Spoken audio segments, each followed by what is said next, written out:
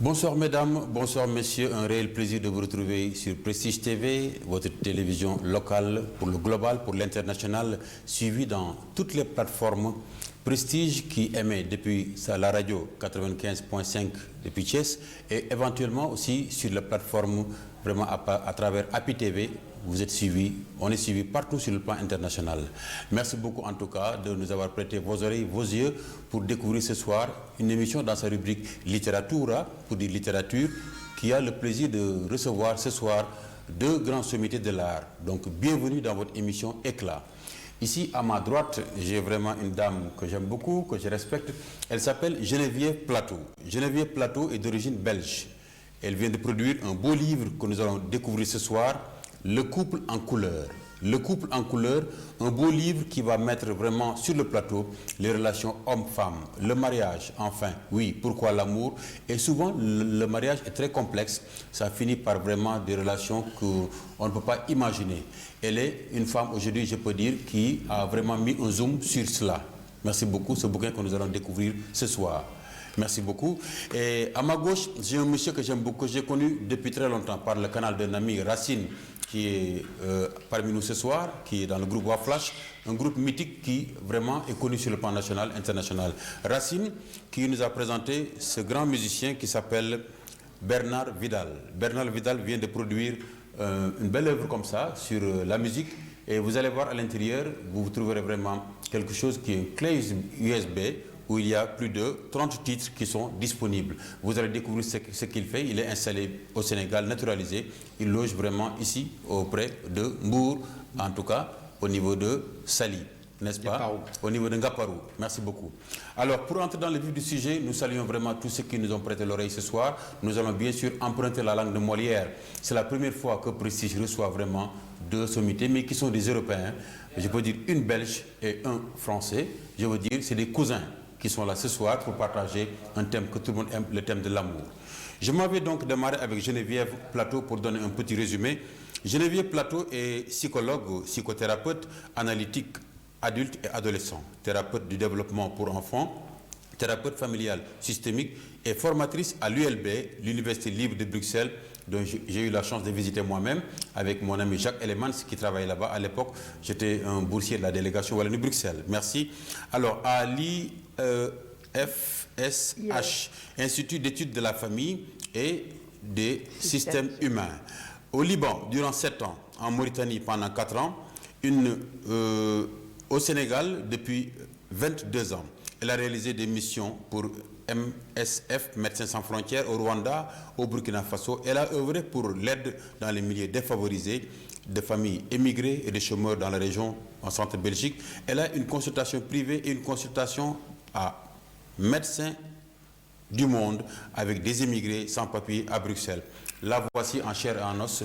Je pense que nous pouvons dire on a une sociologue parmi nous, on a vraiment une dame qui aujourd'hui, avec tout ce qu'elle a eu comme capacitation dans ce métier, a produit une œuvre à pérenniser, à lire pour vraiment, dans la postérité, découvrir ce qui se passe souvent dans les milieux de couple. Alors, mesdames et messieurs, nous allons sans tarder démarrer notre plateau pour dire vraiment bienvenue Geneviève. Peut-être vous allez dire un bonsoir à tout ce public-là qui vous suit partout de par le monde, mais principalement ici à Thiès, à la télévision Prestige. Oui, merci beaucoup Aziz de m'avoir invité à cette émission. Voilà, j'espère que je serai compétente et bienvenue à tous ceux qui m'écoutent. Voilà. Merci beaucoup. Alors Bernard Vidal, je sais que vous êtes déjà là ce soir. Alors un petit coucou aux amis qui suivent depuis la France, qui suivent depuis Sénégal. Voilà, micro à toi. Oui, merci de me donner un peu la parole. Et donc, je dis bonjour à tout le monde, aux Thiessois, aux Thiessoises, et puis à tout le reste du Sénégal, et puis également à tout le reste de la France. Voilà. Très bien, merci beaucoup. Voilà donc, mesdames et messieurs, top, c'est parti pour le plateau de ce soir. Nous allons vraiment découvrir les belles pages ABC en couleur, comme disait notre ami Koulibaly qui est au niveau du CEPS de Saint-Louis. C'est là que j'ai connu cette charmante dame, dans le cadre du Festival international du livre, il y a des années. Et de là-bas, j'ai vu mon ami Alfassi, que nous faisons un coucou, parce qu'il a eu à travailler aussi à mettre quelques vraiment notes d'accompagnement dans ce livre. Et elle va nous dire comment le travail, la collaboration a été bonne jusqu'ici. En tout cas, je vais démarrer par la première question, qui est la question, qui n'est pas ma question, mais la question du musicien, qui pose une question à celui qui a écrit, qui a produit cette œuvre-là littéraire. C'est Madame Geneviève Plateau. Vous avez écrit un livre qui s'appelle Couple en couleur. Est-ce que vous l'avez lu? Si je l'ai écrit, je l'ai lu, je pense, non? Très bien. Voilà. Parce que moi, j'ai lu, mais il y a des choses qui m'ont vraiment traversé, il y a des choses que j'ai pu vraiment comprendre. Mais ce qui m'a plus vraiment approché, ce qui m'a vraiment touché, c'est vraiment le cœur de l'amour que vous avez vraiment bien embrassé à différents angles. Le couple noir-noir, le couple blanc-noir, le couple blanc-blanc. Et ça, c'est un mixage que vous avez fait pour l'Afrique, pour l'Europe. Qu'est-ce qui vous a poussé à écrire ce livre? Alors, ce livre, comme je l'ai déjà dit, c'est né d'une amitié belgo-sénégalaise. Hein. J'avais ce projet avec un collègue et un ami, d'ailleurs, que j'aimais beaucoup. Et malheureusement, il est décédé, donc j'ai continué ce projet seul. Mais c'était notre point commun de réfléchir au fonctionnement des couples sénégalais, européens, et de comparer. On faisait ça régulièrement, on a donné des séminaires. On a déjà écrit des articles là-dessus, et donc le livre est une succession normale, on va dire. Tout à fait. Donc on peut dire que ce livre est une continuité des relations d'amitié que vous avez eues avec des partenaires. Comme on dit, l'amitié est un joyau dont le cœur est l'écran. Donc ça nous a donné vraiment goût aussi de lire. En tout cas, moi, en tant que lecteur qui aime bien les livres, je découvre vraiment ce beau livre. Parce que ABC, M. Koulibaly disait, un livre c'est un objet de plaisir. Quand tu l'ouvres, il rigole. Quand tu le fermes, il pleure.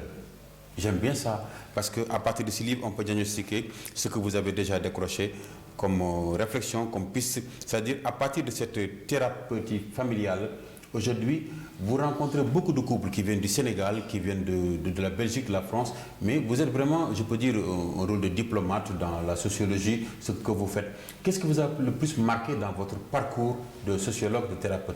De thérapeute. Hein. Oui. Je suis psychologue et thérapeute, même si la première partie du livre, effectivement, est sociologique, puisque je reprends tout le développement du couple en Afrique, en Europe, et pour pouvoir un petit peu comparer les processus sociologiques, justement, hein, et voir toutes les différences qu'il peut y avoir. Et ta question, c'était quoi? Oui, par rapport à qu'est-ce qui vous a vraiment plus marqué dans vraiment ce produit-là? Mais peut-être que ce qui m'a fait le plus réfléchir, c'est la mixité, évidemment, hein, puisque le couple sénégalais a son fonctionnement, le couple, on va dire, belge-européen a son fonctionnement. Donc, comment mixer les deux? Ça, c'est la grosse réflexion. C'est ça. Donc, pour vous, on peut dire que l'amour à distance, c'est possible? De mixer? L'amour à distance, pour toi, c'est possible? Ça, c'est une question un peu difficile. C'est possible si on sait quand on revoit l'autre. Mais s'il y a un point d'interrogation, c'est compliqué, je trouve. En tout cas pour l'Européen. Parce que je vois qu'aujourd'hui, il y a des gens qui voyagent, qui laissent leurs femmes ici. Et souvent, les répercussions ne sont pas toujours bonnes. Est-ce que dans le milieu social, il y a un reflet qui fait qu'on est bien préparé à partir, à laisser vraiment sa complice derrière ou son conjoint? Ça, c'est des questions qu'on se pose. Parce qu'en général, quand on voyage derrière soi, on reçoit toujours des informations qui ne sont pas bonnes. Est-ce que la relation à distance nourrit toujours l'intimité dans l'amour? Ça, c'est une grosse préoccupation. Et ce qui fait que souvent, moi, en tout cas, j'ai constaté que la majeure partie des couples aujourd'hui finissent dans les tribunaux, à la barre, et c'est vraiment dommage. Mais il y a différents couples à distance. Il y a ceux où le mari voyage parce qu'il travaille et qu'il gagne mieux sa vie. Les conjoints continuent à communiquer, ce qui me paraît important, et une base même du couple, c'est de communiquer et d'être à l'écoute de l'autre.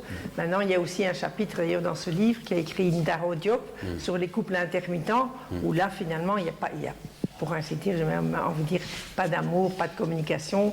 Ce sont des femmes qui sont épousées par j'ai envie de dire, par exemple, des camionneurs qui sont en déplacement et puis qui ne voient plus leur femme ou qui ne s'en occupent plus. Bon, ça, c'est autre chose, quoi. Donc, ça dépend vraiment des couples. Voilà, je pense que si le couple reste en contact, pourquoi pas, bien sûr. Si le couple ne garde pas beaucoup de contact, C'est difficile. C'est difficile. C'est difficile. Alors, nous avons aujourd'hui, comme disait Manu Dibango, de nos jours, on n'a pas besoin de peindre du noir sur du noir, ni du blanc sur du blanc. Chacun a besoin de l'autre pour se révéler. Alors, nous avons la chance aujourd'hui, dans ce monde de mondialisation, les gens bougent, vraiment, et voilà, on a besoin de se frotter, d'avoir aussi des choses qui nous renvoient, qui nous parlent. Mais dans ce livre, j'ai envie de poser une question à Geneviève, qui a produit ce beau livre qui s'appelle Le couple en couleur. Alors, est-ce qu'aujourd'hui, les signes qui révèlent l'amour chez nous, Africains, les symboles, les symptômes, je veux dire la naissance de l'amour, est le même reflet chez l'Occident? Parce que chez nous, il y a une façon d'approche de réveiller l'amour en soi.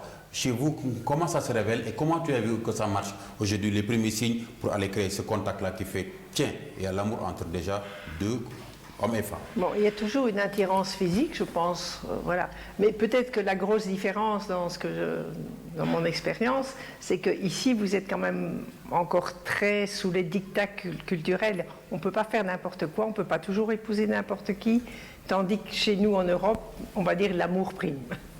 Hein?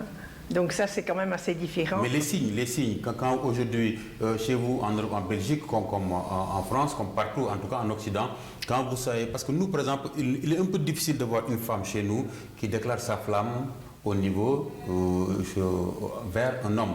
On va dire, elle va un peu manquer de respect, elle est mal vue, à la limite, elle ne sera pas bien traitée.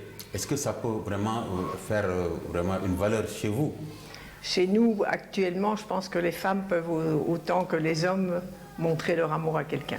C'est bien. Avant, c'était que les hommes, il faut le dire. C'était les hommes qui devaient faire le premier pas.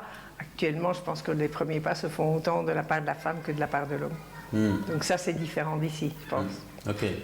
Alors, voilà. Et chez nous, le choix du partenaire se fait en dehors de la famille.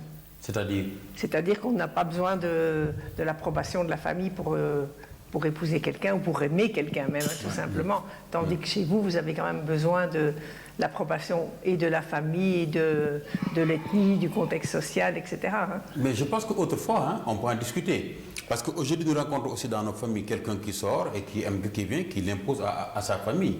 Et puis, soit la famille suit, ou bien il est obligé de déserter, d'aller suivre, ce qui n'est pas souhaitable.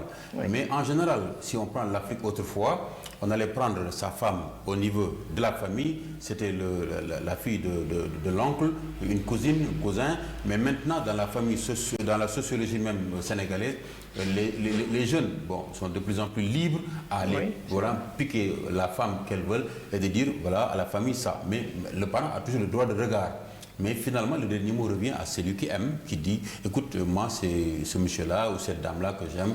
Bon, les parents peuvent être la sourde oreille, ou bien les fois, c'est le veto carrément. Non, ça ne va pas rentrer dans la famille. Parce que je prends un exemple, aujourd'hui, le problème de ce qu'on appelle les castes sévit encore jusqu'à présent. Donc il y a certaines familles, il est hors de question qu'on aille prendre une autre qui est castée parce qu'après il y a des répercussions. C'est souvent pas bienvenu au niveau de la famille. Mais aujourd'hui, par exemple, vous avez produit un bouquin qui interpelle l'amour en tant que tel. Vous êtes vraiment dans votre métier, ça fait longtemps. Qu'est-ce que vous a le plus vraiment marqué? Parce que quand on se rend compte des fois, l'amour souvent peut aller conduire à la haine jusqu'à provoquer la mort des fois. C'est ce qui est très difficile quand ça ne va plus. à gérer. Oui, ça ne va plus. Parce qu'on dit chaque fois comment... Mais ici, pour rebondir sur ce que tu disais, je pense que quand une femme s'affirme plus et dit si j'ai envie d'épouser quand même celui-là, c'est pas facile quand même après, parce que je pense à un couple que j'ai interviewé qui me disait mais de toute façon ceux qui choisissent eux-mêmes ça foire toujours après. Donc tu vois, il y a un peu ce préjugé, on va dire, de se dire ça va pas marcher parce qu'elle ne suit pas ce qu'on voudrait dans la famille. Hein. Et donc, et puis si après ça ne marche pas, la pauvre elle est un peu coupée de sa famille parce que c'est de ta faute, tu avais qu'à suivre les conseils de la famille. Donc ça c'est pas simple. Hein. C'est ça. Mais dites-moi, aujourd'hui, par exemple, voilà Bernard qui est là, je donne un exemple comme ça, voilà, qui a connu depuis longtemps Geneviève, c'est des amis. Est-ce que l'amitié peut souvent peut être transformée jusqu'à conduire à l'amour vrai? On dit souvent, voilà, je ne sais pas, est-ce que l'amitié et l'amour peuvent vraiment être un bloc qui transforme finalement la vie? Oui, ça peut. Il y a ce qu'on appelle les coups de foudre, où là on idéalise l'autre et effectivement c'est la fusion, etc. Donc ça peut durer, mais ça ne dure pas toujours. Tandis qu'un amour qui se construit petit à petit a plus de chances de durer, on va dire. Hein. C'est ça. Voilà.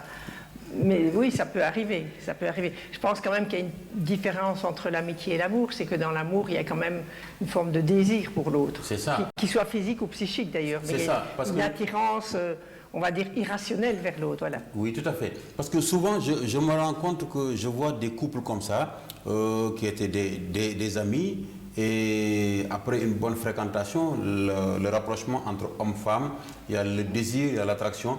Et du coup, quand la femme reçoit comme ça de l'autre qui est homme, il dit « je suis amoureux de toi », c'est un choc.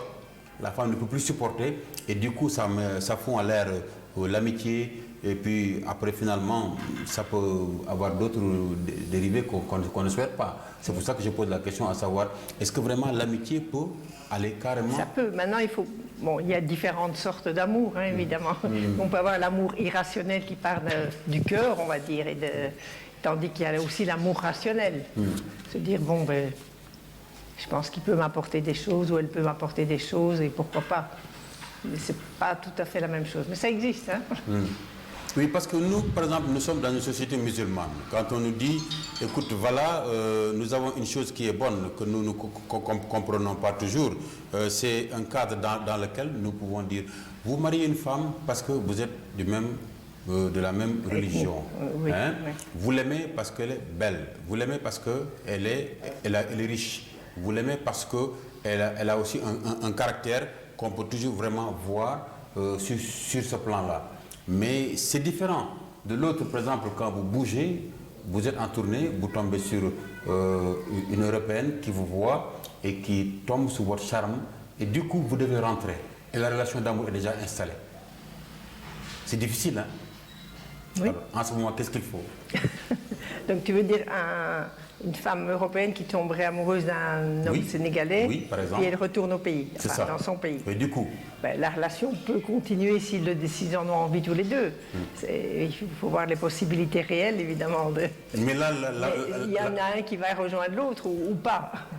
Oui, parce que moi, j'ai vu par exemple un couple qui a démarré, voilà, ils se sont connus en Europe, et du coup, la tournée est finie, le monsieur est rentré, après c'est les correspondances, les lettres, finalement, la dame en a marre, il dit, je veux mon homme. Bon, je veux mon homme. Donc il faut que le monsieur retourne en Europe, il doit demander un visa, c'est pas obligé, c'est dans le cadre d'un projet. Finalement, la dame aussi ne peut pas laisser son travail. Ça continue virtuellement, pas pendant des années, mais l'amour, il faut le palper, il faut le sentir. Il faut aussi donner l'opportunité à l'autre d'avoir ce qu'on appelle l'accès pour qu'il y ait cette communion-là. C'est difficile quand même. Hein? C'est difficile. Maintenant, on peut être parfois doué pour les amours impossibles aussi. Hein? L'amour impossible. C'est-à-dire qu'on tombe amoureux de gens qui ne sont pas possibles. Ah oui, des gens qui ne sont pas possibles. Dans la réalité, ils ne sont pas possibles. Mais donne-nous un exemple, parce que vous êtes psychothérapeute, vous êtes sociologue, vous avez rencontré tellement de gens qui viennent vous poser des solutions, qui viennent trouver des solutions chez vous, parce que c'est votre métier. Vous rencontrez toutes sortes de personnes pour que vraiment, au niveau du cœur, que vous amenez ce qu'on appelle une thérapie, vous soignez, n'est-ce pas? Vous ne mettez pas du sparadrap, vous écoutez les deux et puis vous vous dites, écoute, moi, quelle solution je dois apporter? C'est difficile le métier que vous faites là, parce que le sociologue, psychothérapeute, on n'en voit pas tous les jours. Hein? Est-ce que c'est facile? Surtout ici. Voilà. Ici, il n'y en a qu'à Dakar, hein, je pense surtout. Il n'y en a qu'à Dakar. Enfin, un petit peu à Hambourg et un petit peu à Saint-Louis. Moi, je pense à une patiente belge qui était tombée folle amoureuse d'un Sénégalais à Bruxelles. Puis très vite, elle s'est rendue compte qu'il avait d'autres femmes, au Sénégal d'ailleurs notamment. Très bien. Une en Belgique. Et donc, elle a pris une baffe quelque part de se dire, tiens, il a triché, il ne m'a pas dit que. Et puis finalement, elle s'est rendue compte que ce n'était pas possible, cette relation. Il y avait trop de différences dans la réalité. Peut-être même dans les sentiments de sa part à lui, je ne sais pas ce qu'il attendait d'elle. Elle espérait... il y avait une attraction par tout ce côté exotique, je pense. Et puis, tout à fait. Voilà. Tout à fait. Oui, ça arrive souvent, vraiment, de tomber sur le coup de foudre comme ça, et puis après de voir que la réalité, mais finalement, c'est difficile d'arrêter. Parce que, comme on dit, qui s'y frotte s'y pique. qui se frottent ses pics, c'est ça l'amour. On ne peut pas du coup aimer et puis renier tout de suite parce qu'il y a quelque chose qui fait que vraiment vous aimez semer quelque chose et cette graine-là germe et du coup peut transformer votre vie, hein, n'est-ce pas? C'est vrai que dans les coups de foudre et dans les couples mixtes, en tout cas, il y a souvent un décalage, c'est-à-dire qu'on ne prendrait pas nécessairement un conjoint qui soit d'un statut social différent, par exemple, si on était dans son pays, alors qu'ici on voit des décalages autant en âge qu'en niveau intellectuel, etc. Et là, c'est compliqué quand même. Hein. Je veux dire qu'il faut quand même un minimum de choses en commun pour que ça marche, quoi. Tout à fait. Ouais. Mais c'est Et vraiment... ce qui attire, c'est toujours cette attraction, effectivement, de l'exotisme et du couple hors du commun. Hein. Un couple noir et blanc, c'est hors du commun.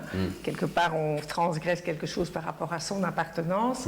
Et c'est ça qui fonde c'est ça qui est le mythe fondateur du couple, en fait. Tout à fait. Qui peut marcher comme il peut ne pas marcher, mais il y a un défi en plus, quoi, on va dire. Tout à fait. Et c'est l'appartenance, ces compromis entre les appartenances, entre s'affilier à la culture de l'autre, qui ne sont pas toujours faciles, mais qui peuvent être passionnants. Très bien. Alors pour être passionnant, on a vraiment un monsieur qui est là, monsieur Vidal, il va nous vider son cœur, mais il va démarrer d'abord par nous montrer ce qu'il a vraiment entre ses mains, parce qu'il a un instrument majestueux qui est la musique. Donc c'est aussi un passionné d'amour, hein. Donc il chante la musique, mais il aime l'amour. Il va nous déjà gratifier un beau morceau qu'on va suivre en attendant de lui poser une petite question et puis pour revenir sur l'émission. C'est parti avec Francis Vidal. Avec Bernard Vidal. Oui, merci. Merci.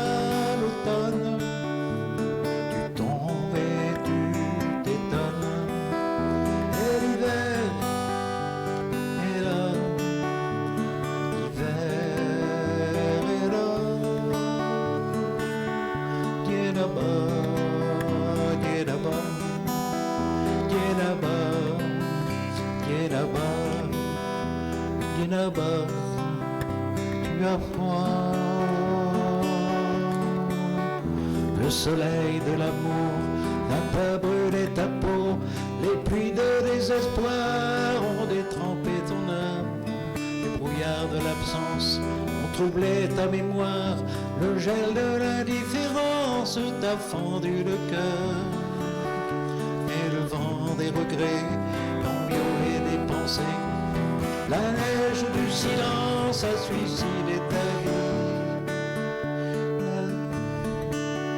Viens là-bas, viens là-bas, viens là-bas, viens là-bas, viens là-bas.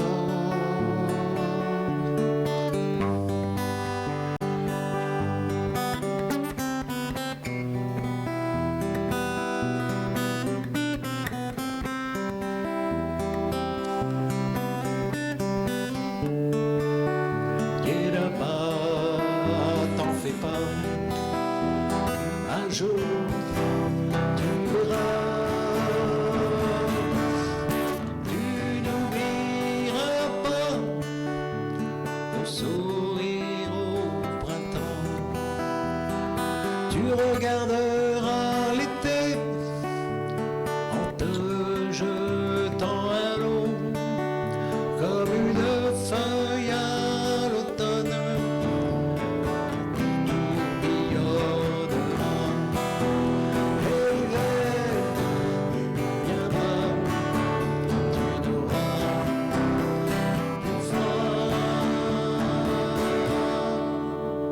Viens là-bas, viens là-bas, viens là-bas. fais pas. Oh, super, bravo, bravo, bravo, bravo. Merci beaucoup. Un beau tube comme ça, offert à Dieynaba, je peux dire Sourire au printemps, offert au Dieynaba, qu'on va offrir à toutes celles qui s'appellent Dieynaba, pour dire vraiment, c'est Dieynaba aujourd'hui, notre Dieynaba de Prestige, qui réalise cette émission. Ce tube-là, c'est à toi. Quelle belle coïncidence. Alors, bon, c'est pas que pour des Dieynaba, hein. Oui. Parce qu'en définitive, bon, c'est vrai qu'au départ, ça semble un peu triste, la chanson, hein, mais c'est un encouragement, parce que l'amour, elle est toujours présent parmi nous. Tout à fait. Et on est sûr qu'un jour, on va le rencontrer. Donc c'est pour ça qu'à la fin, Très bien. j'explique que il ne faut pas s'en faire, quoi. Tout à fait. En tout cas, c'est une chose extraordinaire pour dire que l'amour, quand ça frappe à la porte, il faut tout de suite ouvrir, parce que sinon, écoute, nous allons voir des déboires, ce qu'il ne faut pas. En tout cas, c'est pour toujours qu'il faut se préparer. En évidence, c'est aussi une chanson offerte à toutes les femmes à travers cette Dieynaba. Nous sommes vraiment quelques 2 jours derrière nous. On célébrait la Saint-Valentin. Nous étions là sur ce plateau pour vraiment donner notre avis en tant qu'homme, mais aussi notre vision de ce que c'est que l'amour. La Saint-Valentin, l'amour est une chose extraordinaire. Elle est belle. Je me rappelle les grands poètes comme David Diop, qui a aussi chanté, comme Senghor, dans Femme noire, femme nue, vêtue de ta couleur qui vit, de ta forme qui est beauté. Je peux emprunter aussi David Diop qui dit Ramakam, me plaît ton regard de fauve et ta bouche à la saveur de mangue. Ton corps est le puma noir qui fait chanter mes désirs. Quand tu passes Ramakam, la plus belle est jalouse du rythme chaleureux de tes hanches. Pour dire, voilà donc 2 poésies qui aussi passent à point dans notre émission. Sans tarder, nous allons faire une transition pour aller dans l'espace publicitaire, parce que nous avons une belle société qui nous accompagne, qui s'appelle la société Sainte Artemisia. C'est parti pour la page publicitaire.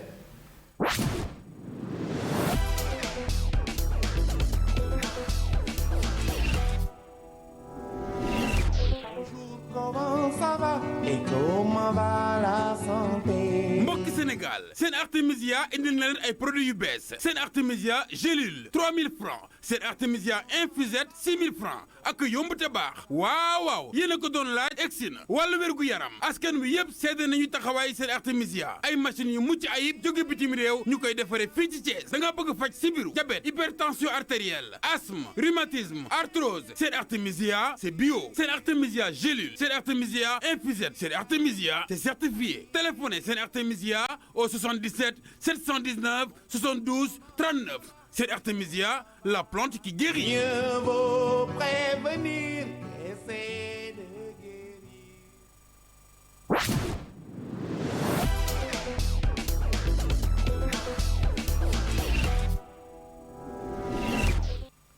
Eh bien voilà, mesdames et messieurs, c'est Artemisia, la plante qui guérit. L'amour aussi, une chose extraordinaire qui guérit. Quand on aime, on est bien dans sa peau. On est bien parce que le cœur résonne bien, la pulsion vraiment artérielle réagit bien. Voilà pourquoi nous disons qu'après ce tampon, nous allons donner le soin quand même à ce grand musicien, Bernard Vidal, de vider son cœur. Un petit mot pour ce que vous venez d'entendre. Pour vous, le couple en couleur, c'est bien possible? Bon, je vais pas faire toute une philosophie, hein. Mais en définitive, bon, j'ai pas lu le livre, hein, mais j'ai senti quand même qu'il y avait des choses très importantes. Et en réalité, on peut très bien résumer que l'amour, il est partout, que ça soit blanc, noir, vert, jaune, il est partout. Hein. Mais ce qui est important, bon, c'est l'amour, mais après c'est le respect de la personne, hein, et puis ensuite, bon, la confiance aussi, hein, et puis moi je pense que après il faut l'échange, et c'est en communiquant, souvent il y a des manques de communication flagrants. Hein. Tout à fait. Bon, après, je lirai le livre certainement. Tout à fait. En tout cas, merci Bernard pour ce point de vue-là qui, pour moi, c'est un point de vue très important. Mais vous avez lâché des mots très importants pour moi, c'est-à-dire le respect dans l'amour. C'est très important. Parce que quand on respecte son conjoint, il y a aussi un peu de dose de pitié, un peu de dose vis-à-vis de soi, un peu d'écart qui permet à l'autre aussi de prendre vraiment son engagement, ces choses qu'il a envie de faire, ne pas carrément happer toute sa vie. Il n'y a pas que l'amour, il y a aussi à côté de l'amour ce qui fait que sans ça, on n'est pas bien dans l'amour. Ça, c'est très important. J'espère que vous imaginez un peu ce que je dis, parce que l'amour, c'est pas que de l'eau à boire. On ne peut pas vivre d'amour et d'eau fraîche, n'est-ce pas? Aujourd'hui, qu'est-ce qui, selon vous, doit agrémenter l'amour dans le couple en tant qu'expérimenté de votre métier? J'ai envie de dire que l'amour, au début, c'est toujours très fusionnel, très symbiotique. Et donc, après, on introduit ce qu'on appelle le tiers. Le tiers, ça peut être plein de choses. Ça peut être le travail, ça peut être, je ne sais pas, des amis, ça peut être... Des passions. Comment? Des passions comme des le passions. football ou... Je pense que le couple, effectivement, a besoin à un moment de se nourrir aussi d'autres choses. On dit qu'en Europe, il y a un peu 3 espaces. Il y a l'espace famille, l'espace couple et l'espace individuel, c'est-à-dire les amis, les occupations personnelles. L'un n'empêche pas l'autre, hein, effectivement. On ne peut pas être rivé uniquement sur son conjoint, ça c'est sûr. Tout à fait. Parce que dans cette partie du livre où je veux vraiment prendre jamais 203, je vais prendre la page. Parce que vous avez dit des couples en consultation. Dans cette partie-là, vous avez dit les sorties tardives et répétitives du mari sont présentées comme symptômes. Pourquoi? Mais là, c'est un couple mixte, je crois, ou sénégalais? Sénégalais, oui. Hein, je pense. Oui, parce que là, elle... Mais elle... Enfin, je pense que c'était un monsieur qui sortait beaucoup avant le mariage et qui lui avait promis qu'il ne sortirait beaucoup moins. Et en fait, il rentrait, pour ainsi dire, pas de la nuit. Donc c'était quand même un symptôme un petit peu dérangeant quand on est en couple. Mais là, c'était pas exceptionnel. Le manque de confiance aussi, des fois, détruit. Parce que, par exemple, un artiste qui est matin et soir... Mais il y avait de quoi avoir un manque de confiance, parce qu'il lui disait qu'il était retenu au travail. Ah oui. Ça, c'est les petits mensonges, là, finalement. Après, c'est un problème vaste. Hein. Tout à fait, tout à fait. En tout cas, on peut le décrypter du côté masculin comme féminin. Parce que des fois, le fait de fréquenter aussi, on est femme, on fréquente beaucoup d'amis. Des fois, ils disent, bon, pourquoi vous avez pris ce monsieur-là, vous valez beaucoup plus que, hein, vous avez vu comment vous êtes belle. Et finalement, cette attraction-là, vous vous mirez, miroir, your eyes in my eyes, regarde comment je suis belle, regarde comment je suis bien faite. Vous vous dites, est-ce que moi je ne trouverais pas mieux? Finalement, il y a un proverbe wolof que je ne sais pas traduire, vous voulez chercher mieux, finalement vous perdez tout. C'est ça que ça veut dire. Alors, qu'est-ce qui fait équilibrer vraiment, selon vous, le couple dans l'amour? C'est une grosse question, hein. Mais je pense que, enfin, moi je dis toujours, quand un couple vient me consulter parce qu'un des deux trompe l'autre ou a une liaison, c'est qu'il y avait de la place pour ça aussi. Donc je ne disqualifie pas toute la personne qui a trompé, parce que la question c'est d'abord qu'est-ce qui fait qu'il en est venu à tromper. C'est qu'il y a quelque chose qui ne fonctionne plus dans le couple, quoi. Tout à fait. Donc on essaye de comprendre ça, d'abord, quoi. Tout à fait. Et donc, je pense que pour qu'un couple se sente bien, il faut continuer à avoir un certain désir pour l'autre, un échange. Et la communication, c'est pas que parler à l'autre, c'est aussi être à l'écoute de l'autre. Ça doit vraiment, parce que dans les consultations, on remarque souvent ça, c'est qu'il y a, bon, d'abord ils arrivent un peu sur la défensive et que souvent ils parlent, mais ils n'écoutent pas ce que dit l'autre. Tout à fait. C'est tout à fait. Parfois même plus important. Ça étouffe. Voilà. C'est ça. C'est ça. Écoute, et alors là, il n'y a pas d'échange, en fait. C'est ça. Moi, je pense qu'il y a beaucoup qui sont comme ça, quoi. Il y a Au lieu beaucoup de se rencontrer, ils sont comme ça. Tout à fait. Il y a beaucoup qui sont comme ça. Quand vous leur parlez, ils sont prêts à une question, répondre, mais ils n'écoutent pas, souvent. Et dans le couple, on a besoin de dialoguer, on a besoin d'échanger, de pouvoir enrichir ce qui se passe vraiment dans la communication. Et ça se reflète souvent dans le lit. Et vraiment, c'est les rapports comme ça qui fait que c'est un peu difficile de pouvoir juguler, de présenter un bon équilibre, en tout cas dans le couple. Ça commence par la vérité, le respect, la confiance et l'estime de l'autre pour pouvoir libérer et revenir. Il faut savoir dire, il faut partir, faire quelque chose et revenir. L'estime, c'est très important. Oui, l'estime, je pense. S'il n'y a plus d'estime... Oui, tout à fait. Oui.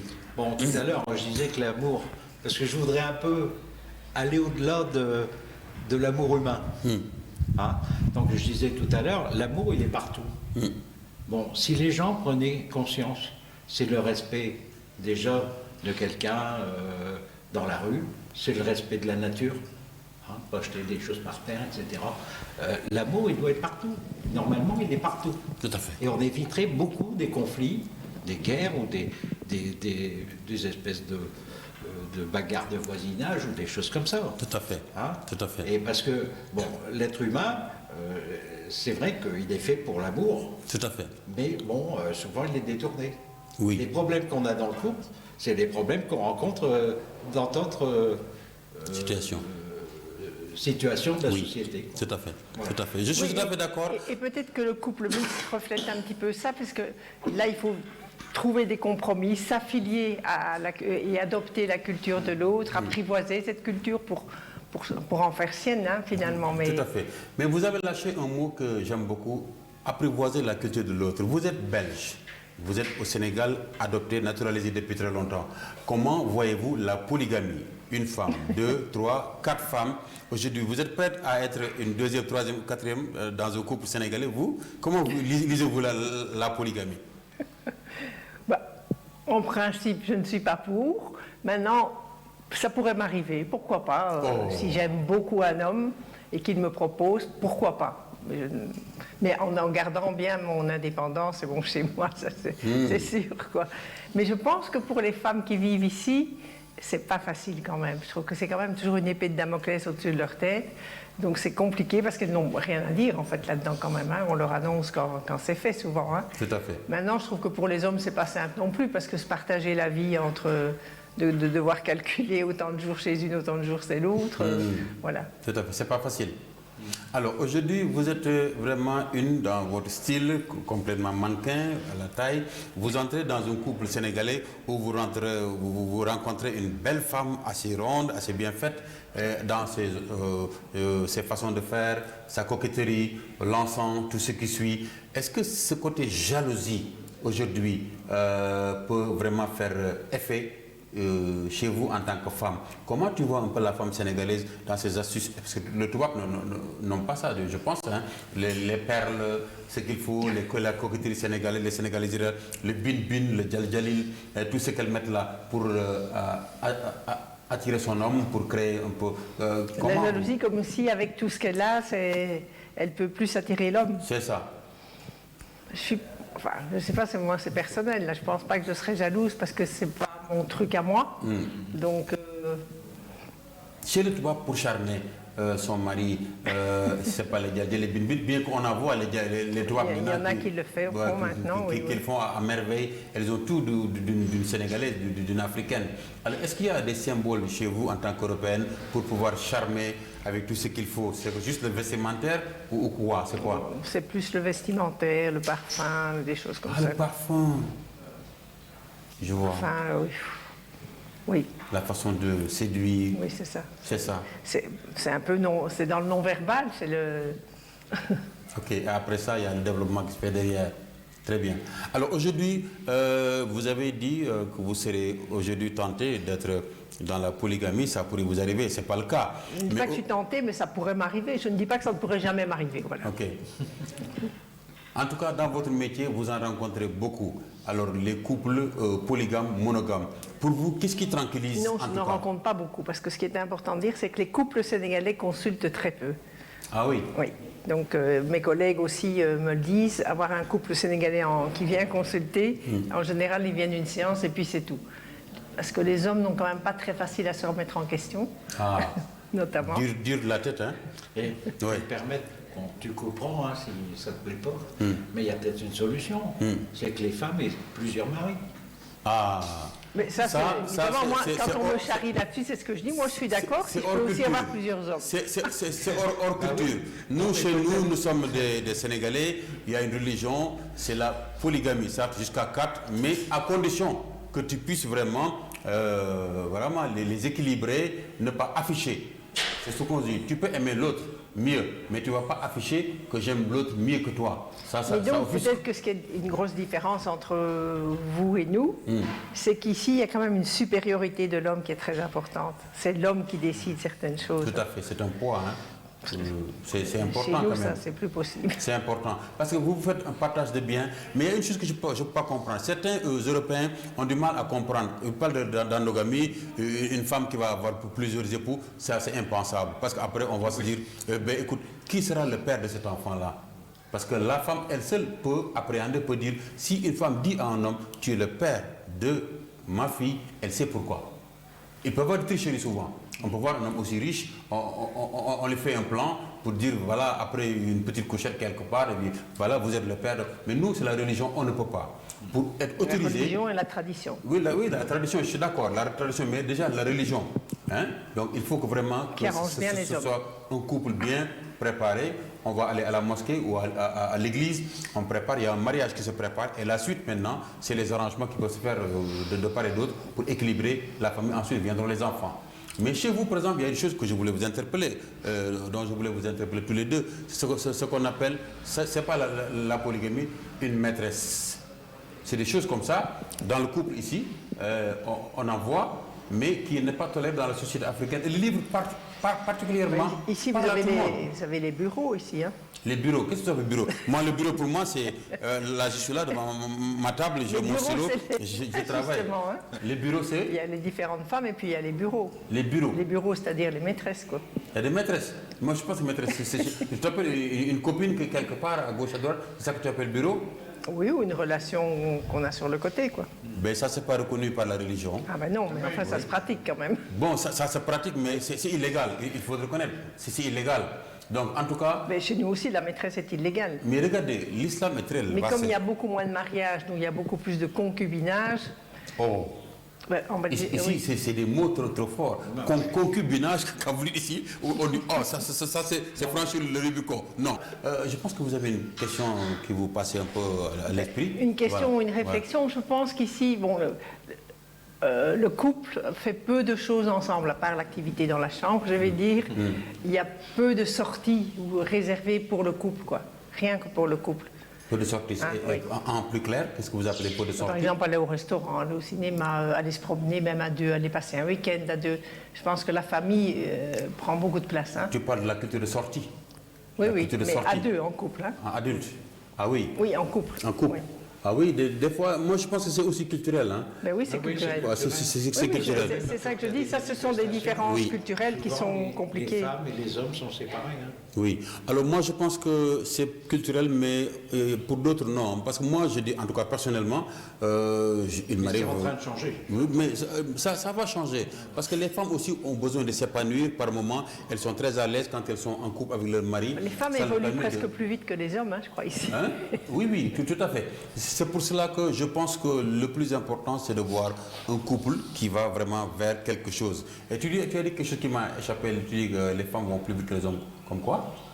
Mais je pense qu'elles revendiquent de plus en plus de choses. Oui, tout à fait. Au niveau de leur autonomie, il y en a qui n'acceptent plus la polygamie. Enfin, il y a quand même beaucoup de choses qui bougent ici. Tout à fait. En tout cas, ces débats-là, ce serait vraiment, comment on dit, un combat presque à raté, parce que qui ne sera pas gagné, parce que la polygamie, nous sommes nés dans une société qui, dans sa sociologie, a vraiment la polygamie. Et voilà. Maintenant, c'est un choix. Il y en a qui sont monogames et qui meurent monogames, mais qui sont monogames, qui continuent à vivre leur vie telle qu'ils pensent. Mais bon, le plus important, c'est de comprendre, en tout cas, ce qui se fait en Europe et ce qui se fait en Afrique. Ils ont un lien en commun, l'amour est quelque chose qui agit partout. On n'a pas besoin de noir, de blanc, ni de couleur pour aller vers l'amour.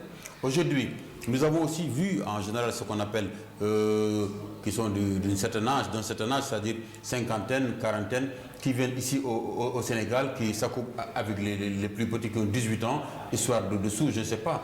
Quelle lecture tu en fais dans... Il y a beaucoup d'histoires dessous, hein. C'est ça que je disais, les décalages, ça joue quand même. Et voilà, on peut être quand même très déçu par quelqu'un qui finalement, on croyait qu'il vous aime et puis il ne vous aime pas du tout, il était juste intéressé.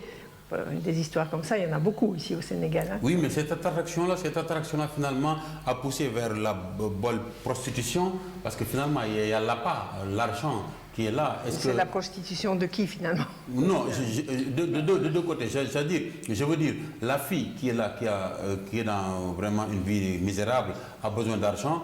Il va s'accoupler avec une tranche d'âge qui est presque son papa. Donc finalement, ça crée des et l'homme fait ça aussi. Hein, des problèmes. L'homme aussi, j'ai dit, l'homme aussi va des fois... En tout cas, dans les sociétés où nous sommes, c'est entre Européens et Africains que nous voyons ça.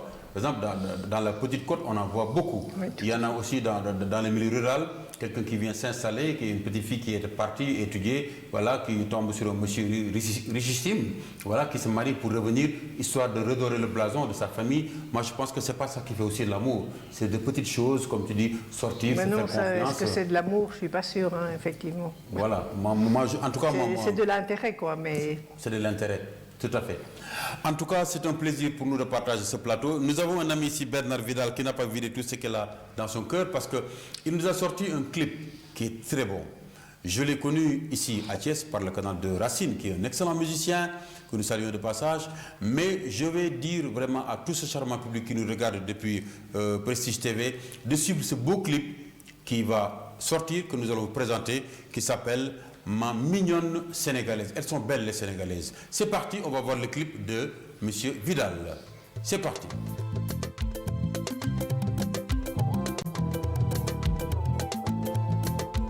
Chante sénégalaise, ce refrain en wolof. Chante sénégalaise, les couplets en français. Ma mignonne sénégalaise, si je passe par ta maison, ma mignonne sénégalaise, je te dirai mes chansons. Tu me parleras de toi, de tes rêves et de tes joies, et tout ce que tu feras me rapprochera de toi. Chante sénégalaise, ce refrain en diola. Chante sénégalaise, les couplets en français. Ma mignonne sénégalaise, le tiouraille que tu apprêtes, ma mignonne sénégalaise, va me faire perdre la tête. Tu as mis tes beaux habits, mais j'entends déjà le bruit de tes diali. Quand tu viendras la nuit, chante sénégalaise, ce refrain en sérère. Chante sénégalaise, les couplets en français. Ma mignonne sénégalaise, je ne m'attendais pas à ça. Ma mignonne sénégalaise, me retrouver dans tes bras. Tu as quitté tes beaux habits et dans le sable du lit, et endormi sans bruit. Quand t'es venu la nuit, chante sénégalaise, ce refrain en poulard. Chante sénégalaise, les couplets en français.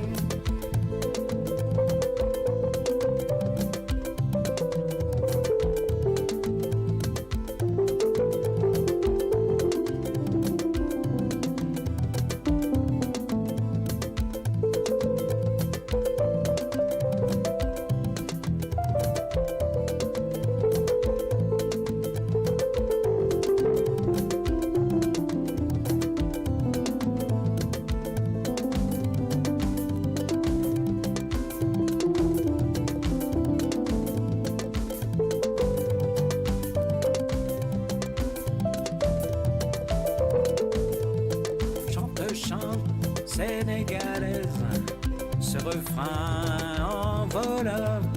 Chante sénégalaise, les couplets en français. Ma mignonne sénégalaise, demain je serai très loin. Ma mignonne sénégalaise, je te fais signe de la main. Je garderai le souvenir de tes rires, de tes délires, mais nul ne peut prédire ce que sera l'avenir. Chante sénégalaise, ce refrain en wolof. Chante sénégalaise, les couplets en français. Chante sénégalaise, ce refrain en wolof. Chante sénégalaise, les couplets en français. Beaucoup chante sénégalaise, ma mignonne sénégalaise. Voilà un produit chanté par et réalisé par notre cher ami, monsieur Bernard Vidal.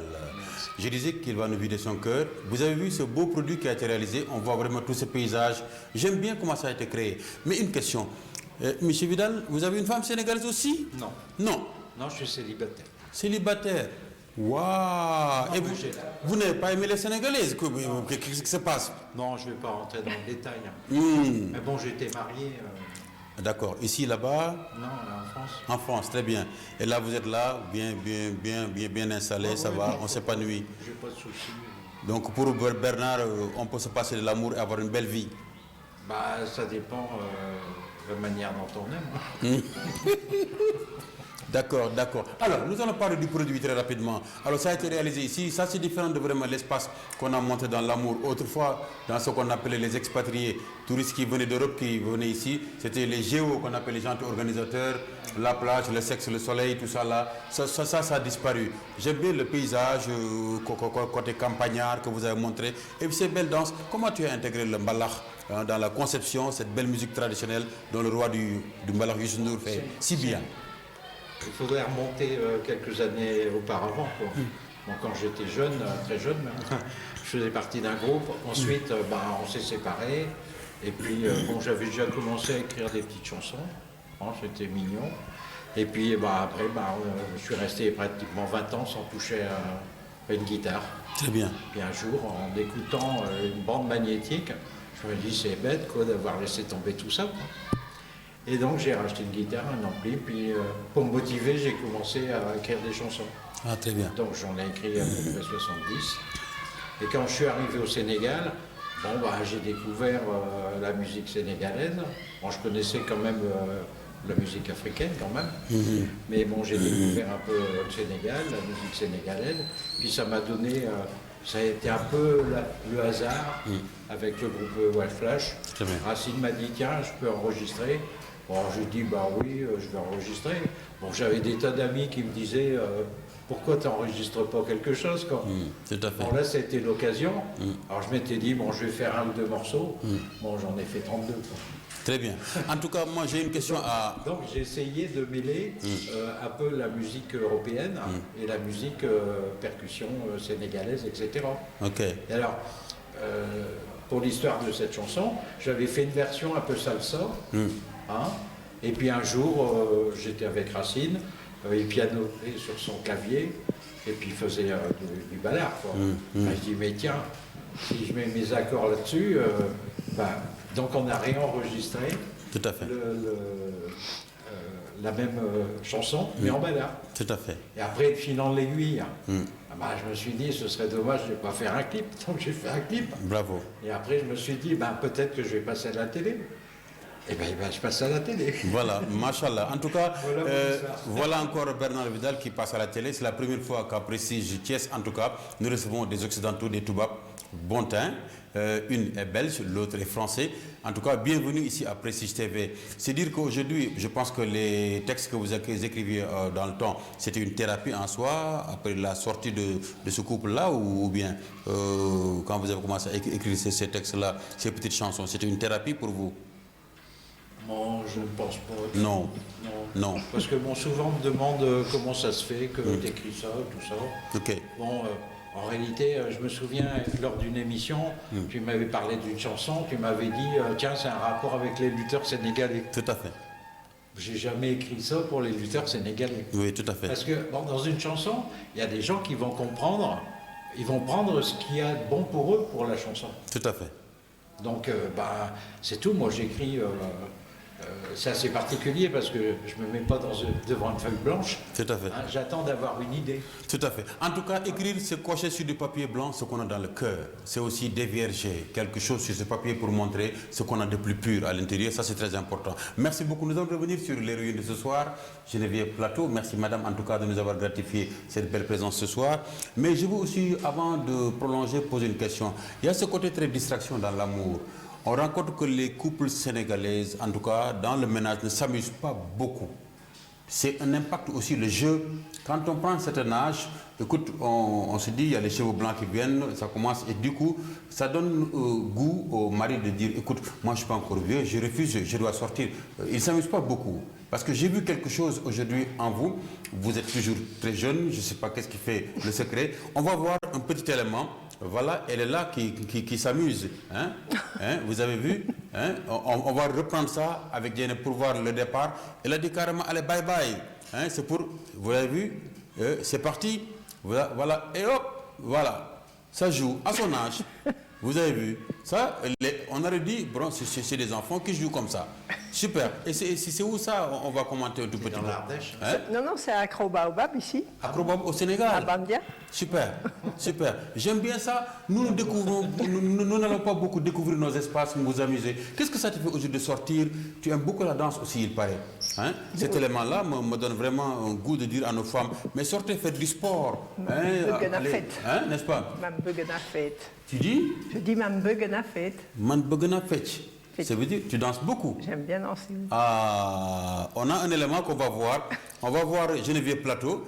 Et on va donner le soin au jury qui est là pour voir comment elle va noter la belle danse de Geneviève. C'est parti, on va voir l'élément.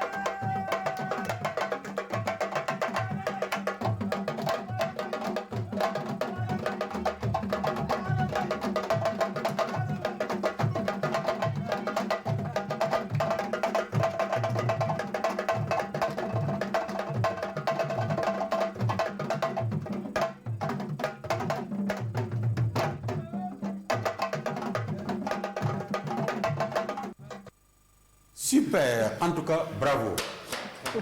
Quelle belle danseuse. En tout cas, j'avais l'impression de voir Senghor qui chantait Sout Sout Beljigen, c'est le tam-tam des arènes qui t'appelle ce soir. Kumba et Bluchante Reine. On a vu ces pas de danse, ces pieds qui claquent le sol, vigueur, comme disait le président poète, le professeur Senghor. Président du jury, comment vous avez vu cette danse-là? Vous allez noter votre appréciation. C'est vraiment pas mal, hein. Mais bon, lui, il m'a vu danser. C'est vrai? Ouais. Mais je crois que je suis battu. Hein. Ah oui? Ouais. Super. Elle danse bien. Vous avez bien aimé? Ah bah bien sûr. Elle est vraiment dans le rythme, quoi. Super. Alors, vous avez appris la danse ici au Sénégal? Vous avez fréquenté les grandes Au Sénégal, soirées? je prends des cours à Bruxelles aussi avec un Sénégalais. Ah, super. Régulièrement, et ça me défoule. C'est pas Ken Ndiaye, non? Non, à Lune-Bay, il s'appelle. À Lune-Bay. Parce que nous avons des Sénégalais qui sont au niveau de Bruxelles, qui ont aussi des écoles de danse. Je connais Ken Ndiaye qui a fait le Moudra Afrique, vraiment qui a travaillé beaucoup dans vraiment Maurice Béjart, dans ses compositions de la danse. C'est très important. En tout cas, j'adore ce côté épanouissement chez toi. C'est peut-être ça le secret de cette jeunesse-là qu'on voit toujours chez Geneviève, n'est-ce pas? Oui, j'ai encore pas mal d'énergie, ça va. Merci beaucoup. En tout cas, la santé suit avec ça. Mais nous n'allons pas nous arrêter juste dans ça. L'amour, ce n'est pas que le miel, ce n'est pas aussi la beauté. Il y a un côté très obscur qui fait que des fois, il y a aussi des problèmes dans la vie du couple. Finalement, on peut dire, qu'est-ce que tu as vu aussi comme il y a des difficultés, beaucoup dans la vie du couple. Tu peux nous en citer quelques-uns? Ben, il y a sûrement à un certain moment la lassitude, hein, les habitudes, la lassitude, il n'y a plus de... de créativité dans le couple. Donc là, ça tue un peu le couple, on pourrait dire. Tout à fait. C'est à ce moment-là qu'il y en a un des deux qui parfois regarde ailleurs, d'ailleurs. Dans les couples mixtes, il y a quand même cette difficulté d'intégrer la culture de l'autre. Je pense que c'est quand même important les problèmes profonds sont plutôt conjugaux, mais la culture a un impact quand même. Mais Geneviève, nous avons des yeux pour regarder quand même. Les yeux regardent quoi. C'est pas zioter, mais quand même les yeux, quand ils regardent, on aime voir le beau. Quand on sort, on rencontre une belle femme. Elle est là qui marche avec son déhanchement. Quand on voit son regard, ça accroche. Et du coup, on ne peut pas avoir des lunettes comme ça. Il faut que des fois, l'âme réagisse. Alors, en ce moment, est-ce que l'homme doit être toujours vraiment un aveugle comme ça, ou bien il doit toujours demander la permission à madame pour aller voir ce qui se passe? C'est difficile des fois, hein, ne pas regarder ce qui se passe dans la rue avec toutes ces beautés-là, comme des oranges, des fruits dans la rue. Ils peuvent regarder, pourquoi pas, si ça leur fait du bien. Très bien, ça fait du bien. Oui, mais je veux dire, c'est pas pour ça qu'il va se passer d'autres choses. Hein. Tout à fait. Je veux dire, on peut regarder un bel homme, on peut regarder une belle femme, pourquoi pas. Hein. Mais tu as parlé d'infidélité. Tu as parlé dans le livre, vraiment, l'infidélité dans le couple, qui des fois peut vraiment dégager de la mauvaise humeur, parce que des fois, c'est lié à la lassitude, c'est lié à quoi? À l'incompréhension aussi. Hein. Et justement, je pense à un couple qui avait consulté, un couple mixte, hein, où l'homme ne comprenait pas sa femme qui avait du mal à parler de sentiments. Elle pouvait montrer des attentions, mais pas parler de sentiments, parce que ça ne se fait pas trop dans votre culture. Tout à fait. On ne pouvait pas entrer en conflit. Donc, s'il lui disait des choses avec lesquelles il n'est pas d'accord, eh ben, elle ne relevait pas, hein, pour ne pas... Donc il y avait des choses comme ça. Lui imaginait, parce qu'on a toujours des préjugés quand même sur la culture de l'autre. Ça aussi, c'est important d'en échanger. Et donc, par exemple, il imaginait qu'une femme du Sud allait être beaucoup moins exigeante au niveau matériel, et finalement, c'était l'inverse. Enfin, il y avait plein d'incompréhensions, et donc c'était important qu'ils mettent ça sur le plateau, c'est le cas de le dire, et qu'ils puissent un peu se comprendre aussi au niveau des différences. Tout à fait, hein. Tout à fait. Ben, donc, si on peut dire, en tout cas, l'équilibre dans le couple demande un peu plus vraiment d'écart, que la femme puisse s'épanouir, qu'il revienne, et puis des fois aussi, il faut colorer un peu l'existence pour que ça puisse baigner, et ça se reflète dans la vie du couple, vraiment dans l'espace ménage. Parce que c'est pas par hasard, je pense, qu'on est attiré vers un conjoint de couleur. Hein. Ça renvoie à certaines choses de notre histoire. Et c'est vrai qu'un couple en couleur, on le remarque plus qu'un couple de la même couleur. Tout à fait. Et donc c'est tout un jeu entre les appartenances, puisque chacun prend un peu une nouvelle appartenance. Hein. Donc, tout à fait, tout à fait. Alors, moi j'ai une question. Aujourd'hui, nous avons vu au Sénégal, dans beaucoup de couples en général, quand il n'y a pas d'enfant, c'est la rupture après. C'est la lassitude. On se dit, voilà, soit il y a un problème, s'il y a quelqu'un, soit l'homme et la femme ont taxé de quelqu'un qui n'est pas en mesure de procréer. Et finalement, les familles provoquent des disputes et puis ça s'éclate. Nous avons vu chez des Toubabs qui ont opté, qui ont des enfants, qui n'en ont pas du tout, et le couple a eu une pérennité. Comment ça peut s'expliquer? Ben, je ne sais pas. Chez vous, l'enfant? Chez nous, c'est vrai que comme le couple est plus important que la famille, il y a des couples qui fonctionnent très bien sans enfants, effectivement, et qui ont vraiment une vie conjugale intense, on peut dire.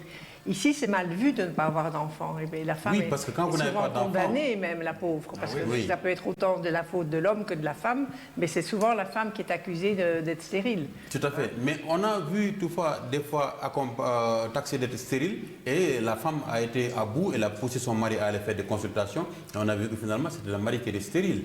Donc, c'est une incompréhension dans le couple. On se marie pour des enfants, ou on se marie pour l'amour, et être équilibré point de vue sentiment. C'est ça la question. Chez nous, je pense qu'actuellement, on se marie plus pour l'amour, d'abord. Pour l'amour. Oui. Et donc, c'est pas un drame de ne pas avoir d'enfants. Beaucoup moins qu'avant, en tout cas. Voilà. Tout à fait. Oui.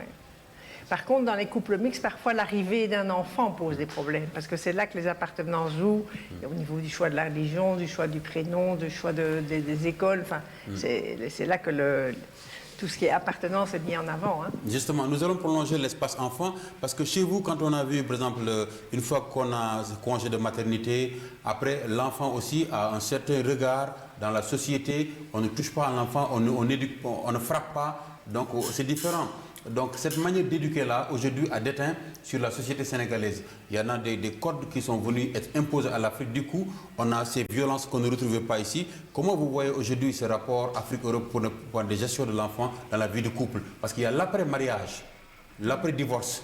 Ça, comment vous l'analysez? Ici, Après-divorce. l'après-divorce. L'après-divorce, ce qui est aussi différent ici, c'est que une femme sénégalaise qui vit seule, c'est pas très bien vu. Donc elle a intérêt à vivre dans sa famille, sinon elle est vite taxée d'avoir des mauvaises mœurs, ce qui n'est pas nécessairement le cas. Donc chez nous, l'après-divorce, il y a beaucoup de femmes et beaucoup d'hommes d'ailleurs qui vivent seuls. Bon, je pense qu'ils espèrent dans certains cas trouver des conjoints, mais ils ne vont pas prendre n'importe qui, je veux dire, et donc ils vivent seuls. Ici, je crois que ça se passe moins encore. C'est l'assertion, plus quand même. Hein. C'est l'assertion qui dit vaut mieux vivre, comme on dit, que d'être mal accompagné. Voilà, bon, c'est ça. Oui. Voilà. Bon, des fois, à un certain âge, on vous dit quand même, vous êtes marié, vous avez ce qu'il faut, vous êtes là à trimballer, qu'est-ce qui vous empêche d'avoir un mari? Donc la pression aussi de la société fait que... Oui, c'est ça. Et ici, par tradition et à cause de l'impact de la famille, on reste ensemble même s'il n'y a plus d'amour, en fait. Hein. On ne divorce pas, surtout si on a des enfants. En tout cas, c'est difficile. Hein? Oui. En tout cas, l'enfant a une place prépondérante au niveau de la famille, ici, au niveau du Sénégal. Des fois, il y a des couples qui ont tout de suite divorcé parce que pendant un temps, il n'y a pas un enfant qui est le fruit du mariage. On taxe la fille de vraiment stérile ou voilà, et finalement la femme à bout pousse l'homme. Mais le plus important, c'est la compréhension au niveau du couple. Pour savoir d'abord que la base de l'amour, c'est le respect, c'est la compréhension mutuelle. C'est aussi vis-à-vis de tout ce que puisse s'épanouir pour trouver ensemble le fruit de leur réussite, l'équilibre dans la société, n'est-ce pas? Alors nous tenons vraiment à remercier vraiment M. Bernard Vidal qui a fait le déplacement, venir accompagner vraiment de façon utile à l'agréable et qui a participé pleinement à l'émission. Ça m'a fait un grand plaisir. Nous allons avoir une autre opportunité pour vraiment avoir toute l'équipe où j'aurai vraiment Racine sur la scène, vraiment avec toute l'équipe pour travailler. Parce que ce qui me plaît plus dans ce qu'il fait, c'est comment il approche dans la francophonie cette touche musicale sénégalaise pour entrer dans la culture pleinement.